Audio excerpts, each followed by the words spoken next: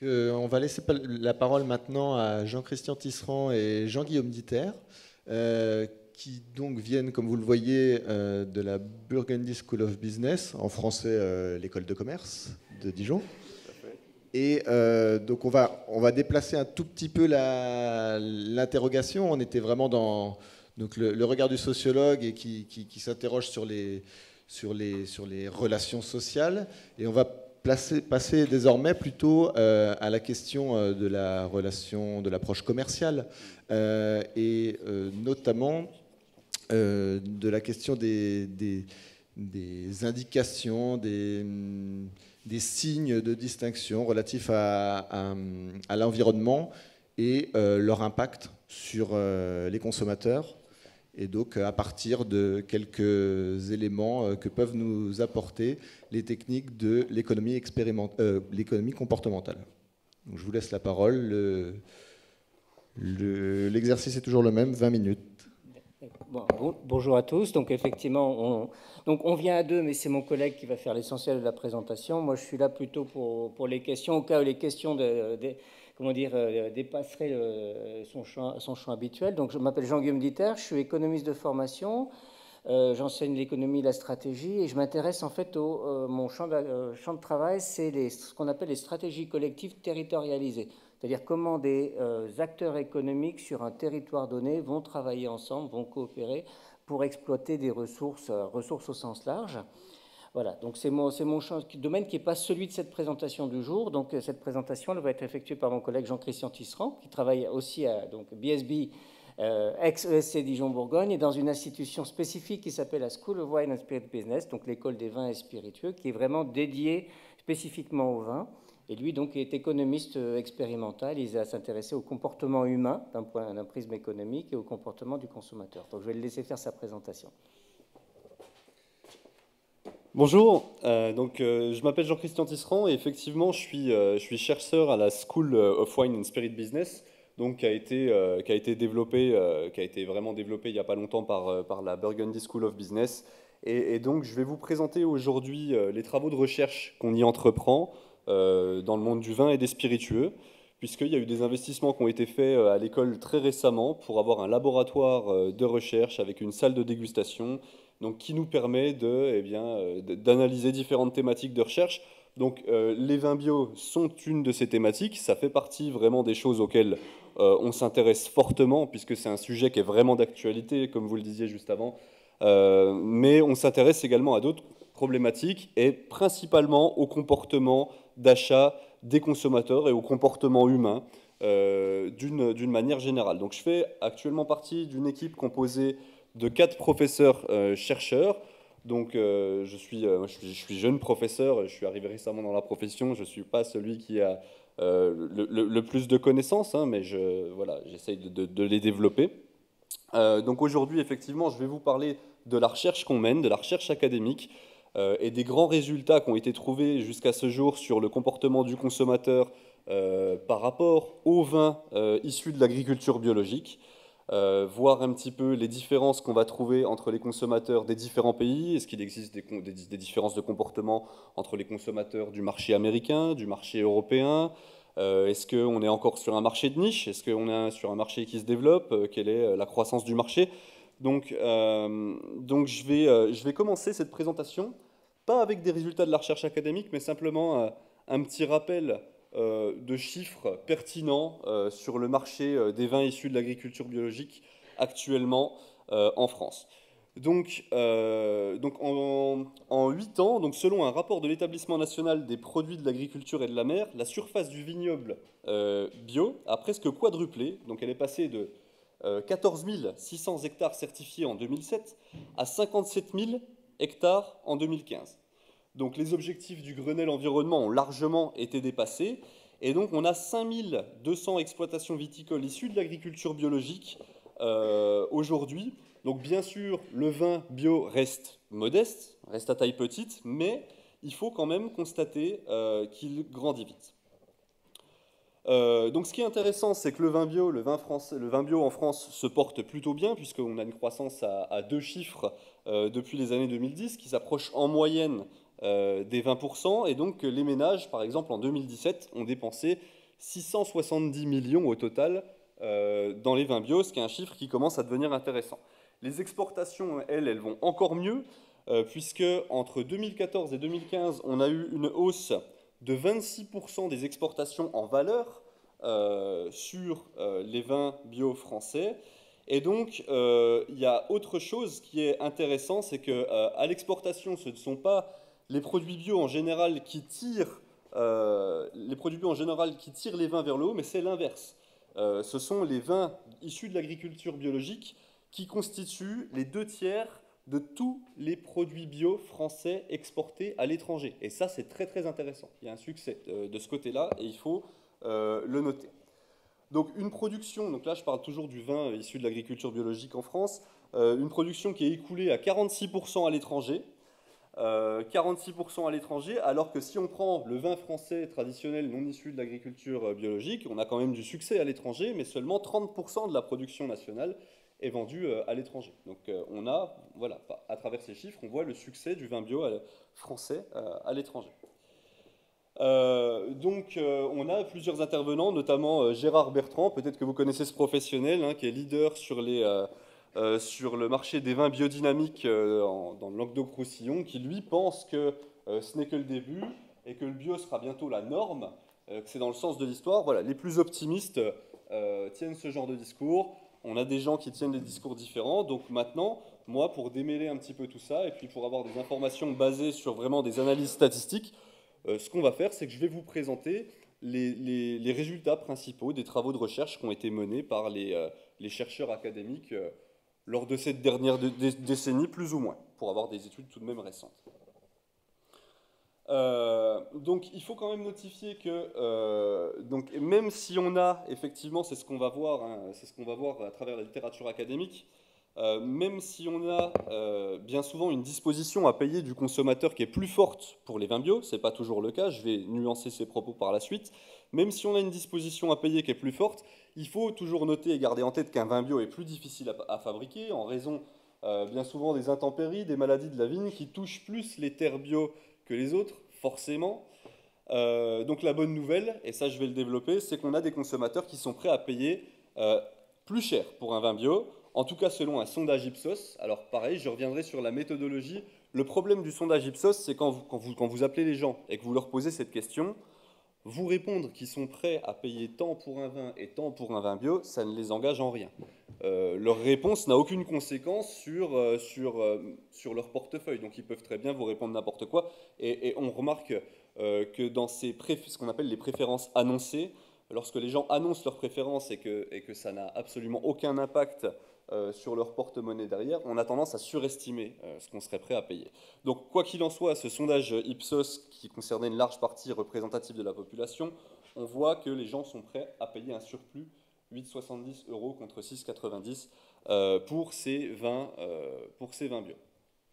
Donc ce qu'il faut voir également, c'est que pendant longtemps, le vin bio, en tout cas chez les consommateurs les plus conservateurs, peut être perçu, a priori, avant même de le goûter, hein, comme une diminution de la qualité, pour certains.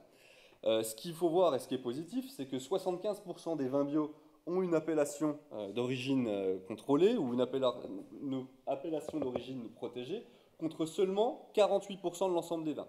Et étant donné que ces appellations, en tout cas pour les consommateurs les moins informés, parce que les consommateurs les plus informés s'intéressent à des signaux plus subtils certainement que les appellations d'origine protégée et contrôlée, mais en tout cas, il y a une certaine frange de ces consommateurs qui associent ces appellations avec de la qualité, et ça a permis de faire remonter dans l'esprit des gens, au cours de ces dernières années, eh bien, l'image de qualité des vins bio.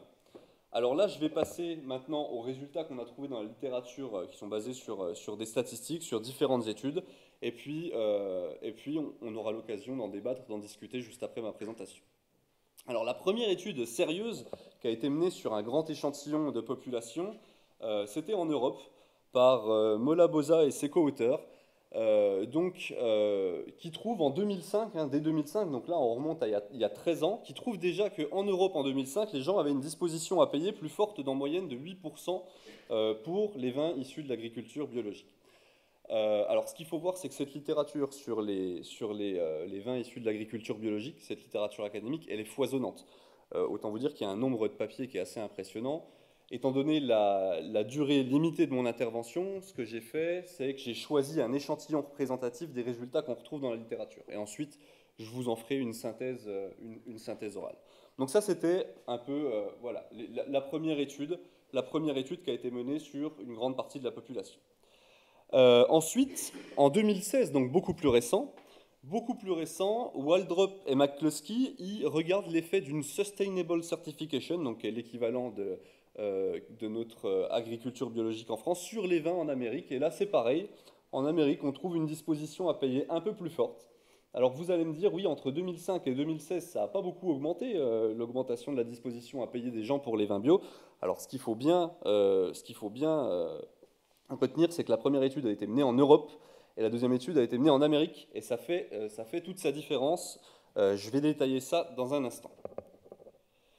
Ensuite, on a eu Delmas et Gergaud, donc Olivier Gergaud, qui est un chercheur sur le vin assez connu en France, donc qui, eux, se sont intéressés à un échantillon de 74 000 vins de Californie, tous notés par des experts, alors notés dans des revues qui s'appellent, peut-être que vous connaissez ces revues, ce sont des revues américaines, Wine Advocate, Wine Enthusiast et Wine Spectator. Donc ce sont des vins qui sont notés dans les revues, et donc ils sont intéressés à travers un modèle statistique, économétrique pour être précis, assez complexe, et ils ont trouvé que l'éco-certification des vins est associée à des notes significativement plus élevées. Donc là, étant donné que ces tests, bien souvent, la notation par les experts sont faits sur des tests à l'aveugle, les experts, au moment de goûter le vin, ne savent pas si ce vin va être de certification, si c'est un vin biologique ou pas, mais apparemment, cette méthode de production, donc, selon cette étude, permettrait d'avoir une meilleure qualité, en tout cas au goût pour les experts. Ensuite, on a une étude qui a été menée en Allemagne par Wiedmann et ses co-auteurs. Donc là, on a des notations, toujours en termes de notation, pas de disposition à payer, on a des notations plus élevées pour les vins étant décrits comme organiques, même lorsqu'ils ne le sont pas. Donc là, c'était une expérience avec un peu de manipulation des sujets, puisqu'on leur a un peu menti, on leur présentait des vins, et de temps en temps, sur certains vins, on leur présentait le vin comme étant un vin organique, dans le commentaire sur le vin avant de le goûter, alors que ce n'était pas le cas du tout. Et donc, du coup, là, on peut penser à un effet un peu placebo, d'accord? Donc, vraiment, on n'est pas sur du vin organique, mais on prétend que ça en est. Et donc, on a des notations significativement plus élevées. Une fois de plus, on est en Allemagne, on est en Europe. Ensuite, aux États-Unis, les résultats sont plus contrastés. C'est là où je voulais en venir, quand je disais qu'il fallait distinguer en fonction de différents types de populations. Il y a Delmas et Grant, en 2014, qui se sont intéressés au vin bio aux États-Unis. Et donc, ce qu'ils trouvent, c'est que le respect des règles de production de l'éco-certification, ça permet d'augmenter la disposition à payer des gens de 13%. C'est-à-dire que les consommateurs, quand ils goûtent un vin qui est issu d'une production avec une éco-certification, ils préfèrent ce vin. Ils sont prêts à payer plus. En revanche, lorsque cette information est donnée aux consommateurs, lorsqu'elle apparaît sur la bouteille clairement, là, les consommateurs ne sont plus prêts à payer plus 13%, ils sont prêts à payer carrément moins cher. Donc, on a plusieurs études de ce type qui montrent encore une réticence sur le marché américain de la production biologique. On a une approche plus progressiste, en tout cas à travers les résultats de la littérature académique, on a une approche plus progressiste sur les marchés européens. Et en Australie également, on peut s'intéresser au marché australien. En Australie, on a Remo et ses co-auteurs qui nous disent que la plupart des consommateurs ne donnent que peu de valeur à la caractéristique de la production biologique. Peu de valeur, ça veut dire que généralement, ils sont prêts à payer un petit surplus, mais tellement petit que ce n'est pas significatif. En tout cas, c'est loin de pouvoir couvrir les surcoûts de production issus de cette méthode de production. Mais on a quand même, ce qui est intéressant de noter dans cette étude, c'est qu'on a quand même 15 à 20% d'entre eux qui sont prêts à payer un surcoût qui est relativement élevé. Au lieu de payer leur bouteille $7, ils sont prêts à la payer $12. Donc c'est des gens qui sont vraiment sensibles, certainement sensibles à la cause écologique et à toutes les problématiques qui sont derrière. Donc voilà un petit peu on va dire un recensement de ce qu'on peut trouver dans la littérature académique aujourd'hui. Donc quelles leçons on peut en tirer? Alors ce qu'on peut en tirer globalement, une fois qu'on a lu tous ces articles, quand on en ressort, c'est qu'il existe 3 types de consommateurs, globalement, actuellement sur le marché. 3 types de positionnement consommateur par rapport aux vins issus de l'agriculture biologique. Vous avez le consommateur neutre, qui lui sera prêt à payer pratiquement rien de plus, ou à peine plus, pour un vin de la même qualité. Vous prenez deux vins de même qualité, il y en a un qui est issu de l'agriculture biologique, l'autre non. Il veut bien prendre le vin qui est issu de l'agriculture biologique, seulement si ça lui coûte pas plus cher, ou à peine plus cher. Le consommateur neutre. Vous avez le consommateur un peu plus conservateur, qui est attaché aux traditions de production et qui ne fait pas confiance, même avant d'avoir goûté. Hein. Là, je ne parle pas de critique sur le goût, hein. C'est avant d'avoir goûté. Si le vin porte l'étiquette issue de l'agriculture biologique, il y a une certaine méfiance vis-à-vis de ce type de production.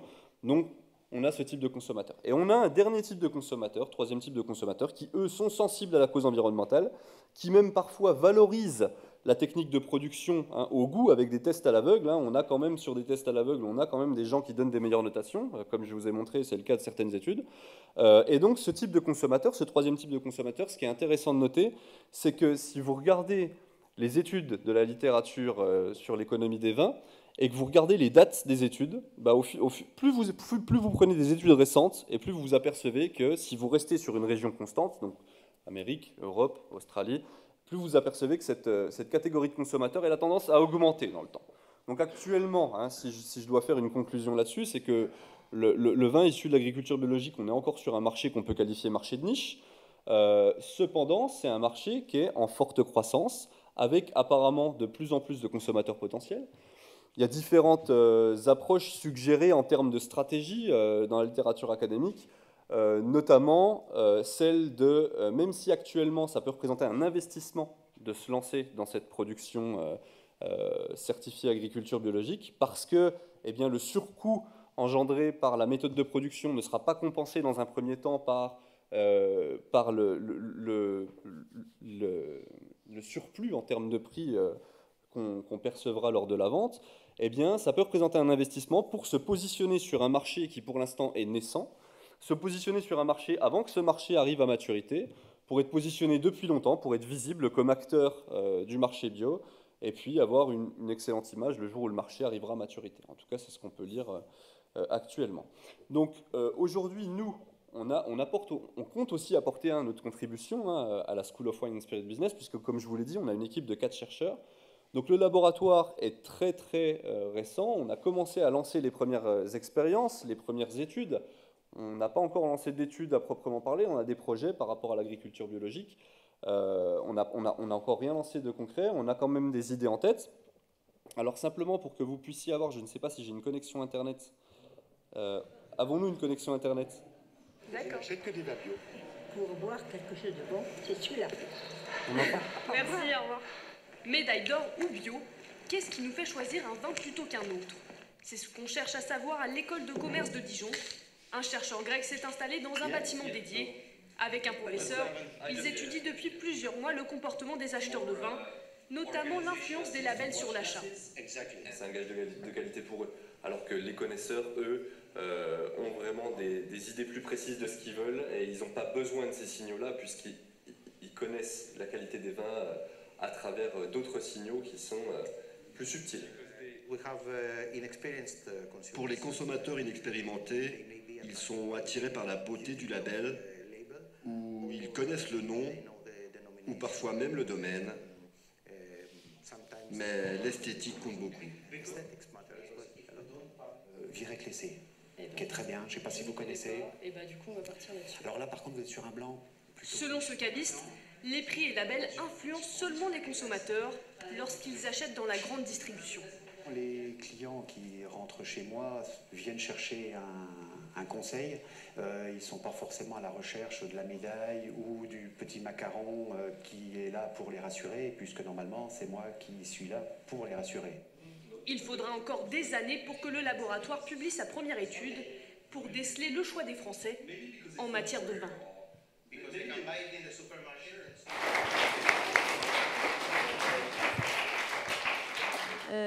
Non, vous soulevez la problématique sous-jacente du poids de l'agriculture biologique et celui des appellations d'origine. Oui. On entend dans le reportage que c'est des choses que vous allez aborder sans doute dans les études à venir. Et pour les appellations de Bourgogne, on peut vraiment se poser la question, enfin en tout cas en tant que représentante des professionnels, on sait que les appellations bourguignonnes ont un poids important, et est-ce que le bio est plus important ou pas? Ce seraient des choses intéressantes à connaître. C'est sûr que c'est un sujet intéressant à traiter. Ça fait partie, étant donné qu'on est implanté en Bourgogne, ça fait partie forcément des sujets qu'on envisage de traiter. Oui, ça fait partie en tout cas de notre... ça fait partie des questions de recherche qu'on se pose et qui sont prévues. Bon, pour l'instant, comme vous vous en doutez, vu que le laboratoire vient d'ouvrir, hein, on a un peu une liste de choses qu'on doit traiter qui attendent dans une liste d'attente, et on essaye de faire au fur et à mesure. Mais effectivement, ça fait partie de nos préoccupations. Ce que vous évoquez. Juste pour ajouter un élément, c'est vrai qu'on peut être conscient dans l'industrie, enfin dans la filière vin, encore plus que dans d'autres filières, on peut pas on peut pas s'éloigner de l'environnement institutionnel. Il faut tenir compte de l'environnement institutionnel, il faut tenir compte finalement des institutions avec lesquelles on travaille, l'interprofession en fait partie. Après, l'idée pas tellement d'imposer finalement, mais de trouver finalement dans le vin bio des opportunités pour certains producteurs, voire peut-être pour certaines appellations. Là, vous parliez du consentement à payer un peu plus des vins bio. On est encore, vous le disiez, sur un marché de niche qui progresse, certes, mais quand il sera à maturité, qu'en sera-t-il de cette valorisation? Est-ce qu'elle sera maintenue? Est-ce qu'elle sera mise à mal? Bon, voilà, et donc ça pose la question de l'équilibre économique à terme des exploitations. C'est une excellente question. Effectivement, il y a plusieurs forces qui peuvent rentrer en jeu. On peut se dire, effectivement, pour l'instant, le vin bio est un marché de niche, donc il n'y a pas encore énormément de producteurs qui se sont lancés sur le marché. Est-ce que, quand le marché sera à maturité et que tout le monde produira du vin bio, est-ce qu'il n'y aura pas une concurrence entre les producteurs qui tirera les prix vers le bas, et que, malgré tout, on aura quand même une production qui soit plus chère, plus coûteuse à produire, puisqu'on va avoir les maladies de la vigne et puis de la destruction de récolte plus fréquemment que sur du vin traditionnel? Effectivement, ce sont des bonnes questions. Est-ce que derrière, le consommateur sera, lui, prêt à payer un prix juste pour rémunérer le producteur? Ce sont effectivement des questions auxquelles il est trop tôt pour répondre, puisque le marché n'est pas assez développé. Mais en tout cas, aussitôt qu'on pourra s'y intéresser, on le fera, nous, à travers nos travaux de recherche. Et comme je le disais, on envisage vraiment de développer nos travaux sur le consentement à payer des gens pour cette appellation d'agriculture biologique. Et donc vraiment voir quel type de consommateurs sont prêts à payer plus en fonction de leurs caractéristiques. Enfin, voilà, on compte vraiment développer les recherches là-dessus. Et simplement aussi pour compléter, donc on parle du bio là, mais il y a un ensemble d'autres certifications environnementales ou autres, quoi. Enfin, ce que vous disiez un peu sur les USA, quoi. Est-ce que c'était vraiment que le bio ou d'autres choses aussi? On a ici HVE ou TerraVitis ou d'autres choses. Est-ce que le mouvement est le même pour ce type de label? Alors, si vous faites référence à l'hétérogénéité un petit peu qu'il existe des différentes certifications d'un pays à l'autre, si j'ai bien compris votre question, effectivement, c'est hétérogène et forcément, hein, quand on s'intéresse au marché américain et puis aux études menées en Amérique, les restrictions ne sont pas les mêmes. Je ne les connais pas par cœur, mais déjà en France, nous, on a le vin bio, on va dire de base, c'est vin issu de l'agriculture biologique. Ensuite, si vous voulez être encore plus exigeant, vous pouvez même contrôler votre taux de sulfite et puis avoir accès à d'autres types d'appellations. Aux États-Unis, ça fonctionne un peu de la même manière. Et je ne veux pas vous dire de bêtises, mais effectivement, en tout cas, c'est sûr que cette hétérogénéité à l'échelle internationale, elle pose des problèmes. Nous, dans le milieu de la recherche, on ne compare pas les choses toutes choses égales par ailleurs. Ça, c'est sûr et certain qu'on ne compare pas la même chose exactement, parce que les demandes légales pour avoir tel type d'appellation ne sont pas exactement les mêmes. Il y avait aussi l'idée de le fait de se déclarer bio, finalement, était suffisant pour augmenter le consentement à payer. Effectivement, ça c'était une étude qui avait été menée aux États-Unis, comme le soulève mon collègue. Il y a chez les personnes, les populations qui sont les plus sensibles aux causes environnementales, le simple fait de s'autoproclamer vin bio suffit à faire en sorte que les gens payent plus. Ils sont prêts à payer aussi cher que lorsqu'il y a une certification vin bio. Ça, c'est aussi des questions qui sont intéressantes. Bon, alors après, de l'autoproclamation, il ne me semble pas qu'en France on puisse faire des choses pareilles, mais bon, c'était une étude intéressante tout de même. D'autres questions? Sinon, on va arrêter là sur cette première thématique. Merci, encore une fois, petit applaudissement, ça serait sympathique. Et puis on va passer au deuxième thème.